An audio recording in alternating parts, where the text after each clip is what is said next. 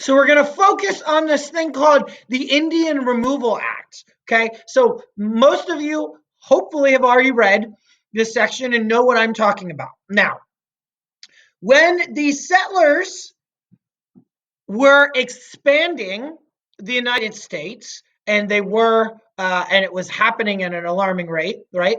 In a good way, there was expansion going on. However, because of this expansion, Andrew Jackson looked at the fact that the Indians, right, a lot of the Native Americans that have been there, specifically the Chickasaw people, the Choctaw, and the Creek Indians, had been in the area, right? Moving west of the Mississippi, they were there. Andrew Jackson wanted that land. He thought it'd be so much easier if he just moved the Indian people, that the American people, the colonists, could come and move right in. So that's what he did. And because of that, right, because of how much Andrew Jackson expanded, right, America for the colonists, he is very well known. He is praised today. He is on the $20 bill. That's him right there. All right, on top. We're going to get back to the bottom, but Andrew Jackson's face is etched into history. He is very well known, and a lot of people look up to Andrew Jackson. So, Andrew Jackson said that Native Americans should be moved for their own good, so that way they have better land. But really, he just wanted the land for himself and for the colonists. So there's a picture here, and if you read on,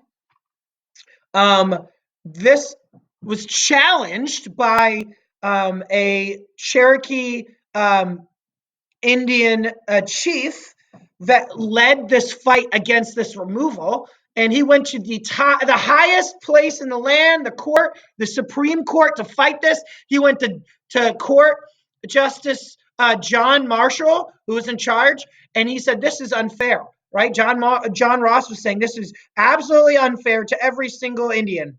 And John Marshall made a ruling on this, right? So a ruling is an official decision. All right. And that official decision, however, was overturned. All right. It was overturned and vetoed by President Jackson, who ignored Marshall's ruling. And in 1838, the United States forced the Cherokee and all these other Indians about a 1,000-mile trip to go to their Indian territory, which now is Oklahoma. All right, so we see this happening. The fact is, a lot of Indians still today believe this was very wrong. And because this 1,000-mile trip to Oklahoma happened, about 1/5 of the Cherokee died along the way. So it's about 3,000 Indians making this trip, and about 1,000 of them died, right? Give or take. So it's horrible that this happened. And however, Andrew Jackson is still known today as a pioneer, right? Atop of his class when it comes to expeditions, pushing the envelope, right? Expanding the United States. So he's well known for that. So there are two things going on here, right? The moral aspect, right? And then the presidential aspect, right? What's best for his people may not be best for the Native Americans and the people that were there first. So there's this picture of the dollar bill of Andrew Jackson, and then there's a picture of an Indian. So people want to blot out his face and put the Indian on the $20 bill because they think it's unfair. So finally, this chief Osceola, which if you think about it, Osceola, Florida, he's in Florida.